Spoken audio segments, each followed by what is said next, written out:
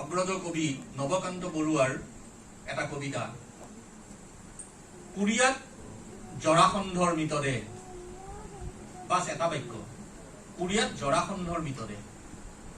জৰাসন্ধ কি আমি সকলোৱে জানো, মহাভাৰতৰ বুকুৰে জৰাসন্ধ যেতিয়া ভীমে হত্যা কৰিছিল তেতিয়া তেওঁক ফালি পেলাইছিল আৰু কৃষ্ণই চকুৰ ইচাৰত দুইটা ফালে পেলাই দিবলৈ কৈছিল, অৰ্থাৎ উত্তৰ কোৰিয়া দক্ষিণ কোৰিয়া।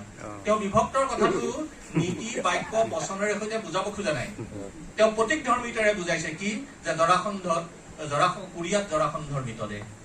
ইমান সাৱলীল আৰু সাংঘাতিক ধৰণৰ হৃদয় উদ্বেলক এই যে প্ৰতীক ধৰ্মিতা তাত প্ৰয়োগ কৰিছে, সেই ধৰণৰ কবিতাই আমাৰ কবিতাক চহকী কৰি ৰাখিব। মই আমাৰ নতুন কবি, মই কবিতাৰ ছাত্ৰহে, মই কবিতা শিকিহে আছো, মই নিজকে কবি বুলি কেতিয়াও দাবী নকৰো। কিন্তু আমাৰ যিসকল কবিৰ কবিতাই নতুন ৰূপ পৰিগ্ৰহ কৰিবৰ কাৰণে চেষ্টা কৰিবলৈ বিচাৰে, মই তেওঁলোকক কম যে অধ্যয়ন অবিহনে কবিতা কেতিয়াও সম্ভৱ নহয়।